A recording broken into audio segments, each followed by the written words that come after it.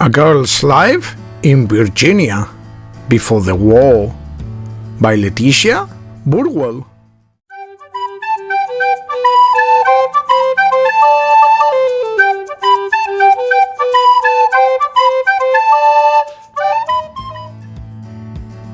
Letitia Burwell was born in 1810, and she grew up at Antebellum plantation in Bedford, Virginia, as one of the four daughters of William and Frances Burwell. Her home was built in 1838, and it was visited by famous Confederate General Robert Lee, which is on the National Register of Historic Places, as well as the Virginia Landmarks Register, and is also one of the elect haunted. It's one of the oldest houses in Bedford, and it's seen a lot over 2 centuries of its life. A lot, but ask some people and they'll tell you that you may see more than just an old house if you stick around long enough. Located in the heart of Bedford, on the street that bears its name, you'll find historic Avenel. William Burwell and his wife Frances completed the home in 1838. Its walls full of history. The history is just so rich. All the people that have been here. Irene Catlin with the Avenel Foundation says the walls also saw pain. One of the Burwell's daughter, Fan, died here after contracting typhoid fever. She had gone to visit her husband while he was out with his troops. She made it back to the house, but she did die here. Their only son, James, also died in the home. He was 11 months old. It's believed that he was either entombed in the attic or buried in the basement. We don't know. In 1906, the Burwell sold the house to the Ballards. Through its first nearly 150 years, the house only had 2 owners.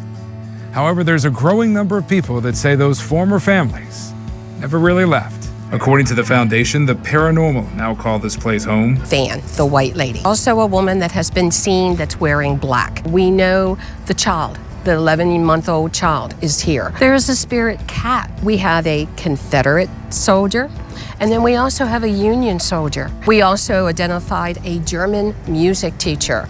Some say up to 9 spirits have been seen here. Once a year on National Ghost Hunting Day, Avenel hosts its annual Paranormal Night. Catlin says for those who doubt what goes on here, they have photographic proof that this home is unexplainable. I don't think I've ever been in this house when something has not happened. Avenel says visitors have sent countless pictures that can't be explained. One picture in particular is from 2002. According to Avenel, the image of Peggy Ballard Maupin, one child of one of the home's former owners, is burned into this photograph. From pictures like this to the growing number of personal tales, Hudson says everyone can make up their own mind. No photographic image of Letitia Burwell has ever been found. However, at the beginning of a year after her death, 1905, apparitions of a lady in white have been reported on the property. This book, A Girl's Life in Virginia Before the War, records Mrs. Burwell's memories of the antebellum South. Burwell's descriptions of the life on the plantation are filled with pastoral scenes of a wealthy family engaged in the daily pleasures of their time. Burwell recalls tales and stories passed down from neighbors and family members that she feels epitomize the quality of life in the South. She tells of social dances, food, the relationships that her family with their slaves, and life among family members. She also recounts housing conditions in other regions of Virginia. She defends the South against the criticism by outside observers. Mrs. Burwell also observes that in some ways life in the antebellum South, even for slaves, was better than life in many parts of England, France, and the rest of the world. Burwell ends her tale with an account of modern women of the 1890s and how shocking it was for them to work and travel unprotected by their menfolk. This book, A Girl's Life in Virginia Before the War, is a unique document because of its southern female author, who offers a rare glimpse into the genteel lives of upper classes antebellum girls and women. This book is a first-person account of the life of the author, who lived on a Virginia plantation, and is the author's attempt to set the record straight. Mrs. Burwell's writing style draws the reader back to a slower pace of life and a life congealed mostly within the perimeter of the home acreage.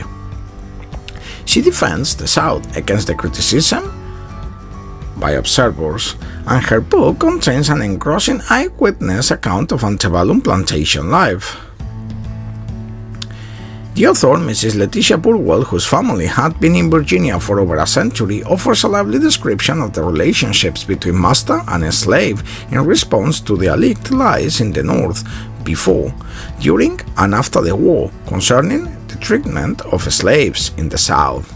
Although Burwell references to Negroes as an inferior race will raise eyebrows, the book deserves an opportunity, regardless the reader's race.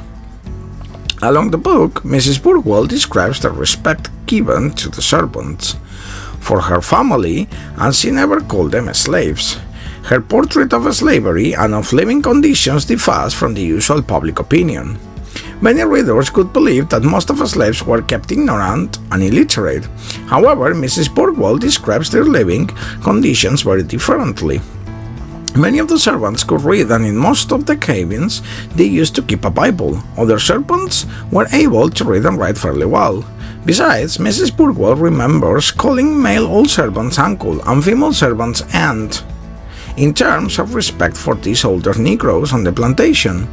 Individual slaves came to life in Burwell's narrative, and Negro dialect wafts in and out of the book.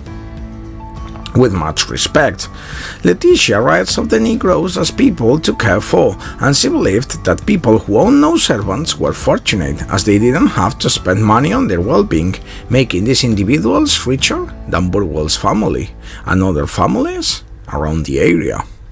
On the other hand, Mrs. Burwell does not spend much time on the Civil War, as her mission is to focus on memories of the antebellum era, before the war erupted. However, Mrs. Burwell also offers a brief account of post-Reconstruction Negroes who had less material interest in freedom than they had in slavery. This book is a good read for those who are searching for anecdotal primary and first-hand material and recollections on antebellum plantation life. Understanding the American South. Thanks for watching.